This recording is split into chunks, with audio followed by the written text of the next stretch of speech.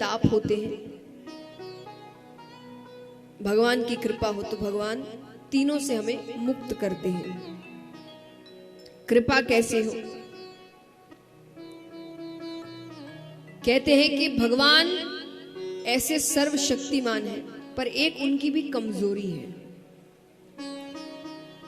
कि वो भक्त को रोते हुए नहीं देख सकते। एक बार अगर जीव रोकर भगवान को पुकार ले, सच्चे मन से पुकार ले, वो हर चीज माफ कर देते हैं। और ये मैं नहीं कह रही, वो खुद कहते हैं। भगवान कहते हैं कि सन्मुख होए जीव मोहि जबहि, कि वो एक बार मेरे सामने आ जाए बस, कि हे प्रभु मैं आपका हूं, मैंने बहुत गलतियां की हैं, पर आज मैं हर चीज के लिए माफी मांगता हूं, मैं वो कुछ नहीं दोहराऊंगा, पर अब मैं आपका हूं। कि सन्मुख होए जीव मोहि जबहि, जन्म कोटि अदनासहि तबहि। यानी वो एक बार मेरे सन्मुख आ जाए, मैं उसके जन्मों जन्मों के करोड़ों पाप वहीं खत्म कर देता हूं। बस वो एक बार मेरे सामने आ जाए सच्चे मन से। इतनी कृपा भगवान करते हैं। तो इस प्रकार भगवान के स्वरूप के बारे में बताया गया। अब चलते हैं शुकदेव जी के अवतार की कथा की ओर। ऐसे तो अलग अलग शास्त्रों में अलग अलग ढंग से बताया गया है, पर दंत कथा के अनुसार एक बार ब्रह्मा जी ने एक सभा का आयोजन किया। इसमें कई ऋषिगण इत्यादि सभी आते हैं।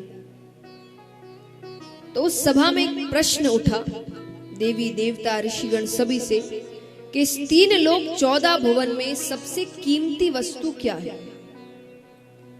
सबसे महत्वपूर्ण, सबसे कीमती, जो हर जगह नहीं मिले। तो सब अपना अपना जवाब देने लगे। कोई कहे सोना, कोई कहे चांदी, कोई कहे हीरा।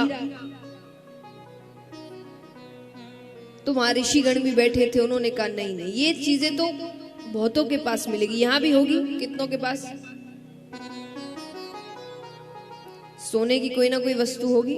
कितनों के पास है? हाथ उठाना। सब डर रहे हैं। कितना है नहीं पूछेंगे, बस है कि नहीं ये हाथ उठाओ। है, इतना भी हुआ तो मतलब है। कईयों के पास है, तो जो कईयों के पास हो वो सबसे कीमती कैसा हुआ? सबसे कीमती तो हर किसी के पास होना नहीं चाहिए। तो ऋषिगण कहते हैं तो बहुतों के पास मिलता है। तो बोले फिर आप बताइए सबसे कीमती क्या है?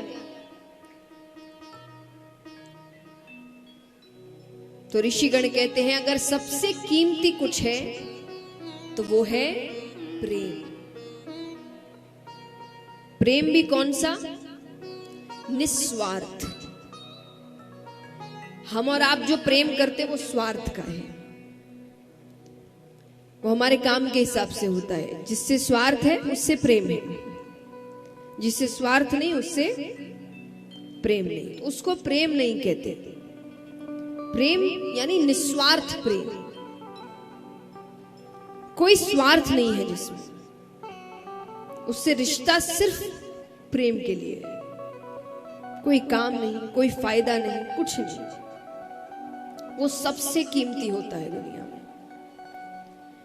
तो सभी ने पूछा कि ये कहां मिलेगा, आप बताइए, क्योंकि कहीं तो होना चाहिए जो प्रेरणा स्वरूप हो, उससे लोग सीखे।